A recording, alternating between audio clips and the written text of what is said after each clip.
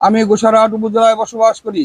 আপনারা জানেন, বাংলাদেশ জাতীয়তাবাদী দলের গোসাইরহাট উপজেলার নেতৃবৃন্দ তথা গোসাইরহাট উপজেলার ঊর্ধ্বস্থানীয় নেতৃবৃন্দের সবার সাথে আমার একটা সুসম্পর্ক আছে।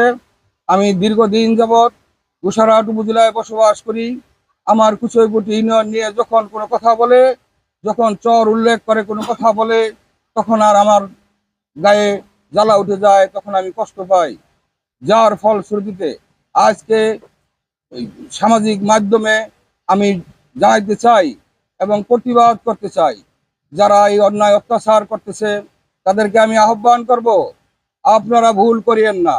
আপনারা আমার বিরুদ্ধে সাংবাদিক সম্মেলন করে যা বলেছেন, এটার জন্য আমার বিন্দু পরিমাণ কষ্ট নেই। কারণ এদেশের মানুষ জানে আমি সুফিয়ান গাজী, আমার বাবার নাম ইউনুস গাজী, এদেশেরই সন্তান, আপনাদের ভাই ও বন্ধু।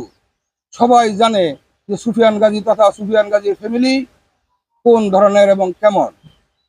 আপনারা যারা আপনারা যারা এই বিতর্ক এবং আমার বিরুদ্ধে যে ধরনের মানহানি বক্তব্য দিয়েছেন, আমি আশা করি আগামী দিনে সেগুলো থেকে আপনারা বিরত থাকবেন।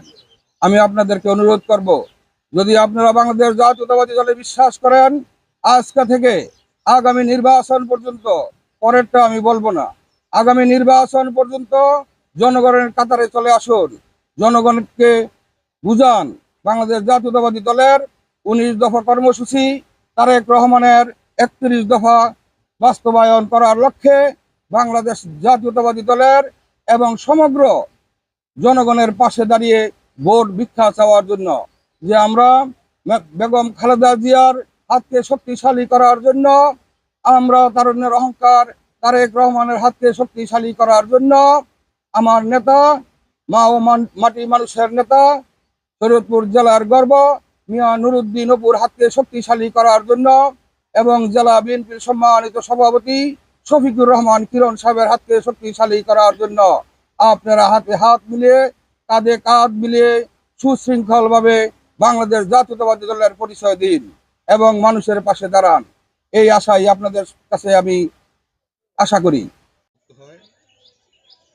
তখন থেকেই এই কুচইবটিবাসীর সাথে আমি ভালো মন্দ, ঝড় ঝাপটা সব কিছু অতিক্রম করে ক্রান্তিকাল চলছে। বাংলাদেশ জাতীয়তাবাদী দল দীর্ঘ 16টি বছর ক্ষমতার বাইরে। আপনারা জানেন, তরুণী বেগম খালেদা জিয়া আপসীর নেত্রী, এই গণতন্ত্র রক্ষা করার জন্য আপসীর নেত্রী হিসাবে উপাধি পেয়েছে।